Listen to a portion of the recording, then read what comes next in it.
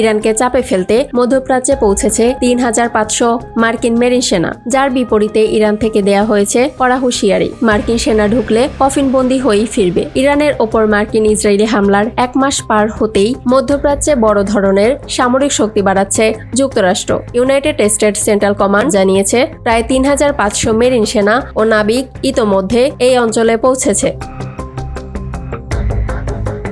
মার্কিন উভচর আক্রমণ জাহাজ ইউএসএস ত্রিপোলিতে করে এসব সেনা মোতায়েন করা হয়। গত 2 দশকের মধ্যে এটি মধ্যপ্রাচ্যের যুক্তরাষ্ট্রের অন্যতম বড় সামরিক সমাবেশ হিসেবে বিবেচিত হচ্ছে। এই বাহিনী মধ্যপ্রাচ্যে আগে থেকেই মোতায়েন থাকা প্রায় 50,000 মার্কিন সেনার সঙ্গে যুক্ত হবে। তাদের সঙ্গে রয়েছে স্ট্রাইক ফাইটার, উভচর আক্রমণ সরঞ্জাম এবং উন্নত সামরিক প্রযুক্তি।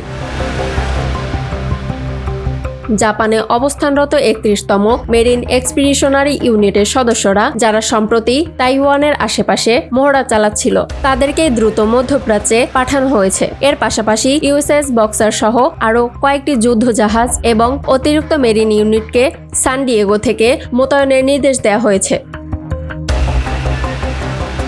এই পদক্ষেপ নতুন করে প্রশ্ন তৈরি করছে, যুক্তরাষ্ট্র কি তাহলে ইরানের বিরুদ্ধে স্থল অভিযানের প্রস্তুতি নিচ্ছে? যদিও মার্কিন প্রেসিডেন্ট ডোনাল্ড ট্রাম্প দাবি করেছেন তিনি এখনও শান্তি আলোচনার পথেই এগোচ্ছেন। মার্কিন সংবাদ মাধ্যমের তথ্য অনুযায়ী এই সেনাদের সম্ভাব্য অবস্থান হতে পারে ইরানের গুরুত্বপূর্ণ তেল রপ্তানি কেন্দ্র খারক দ্বীপের আক্রমণাত্মক দূরত্বে। অন্যদিকে ইরানের ইংরেজি দৈনিক তেহরান টাইমসের একটি সংবাদে স্পষ্ট হুঁশিয়ারি দিয়ে বলা হয়েছে, ওয়েলকাম টু হেল। তারা বলছেন, কোনো মার্কিন সেনা ইরানের মাটিতে প্রবেশ করলে তারা কেবল কফিনবন্দি হয়েই ফিরবে।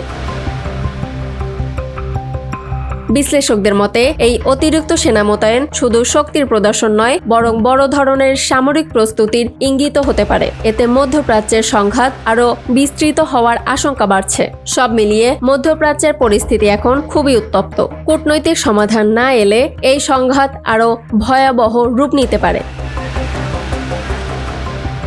ইয়ামনি নিউজ ডেস্ক, নিউজ 24 ঘন্টা।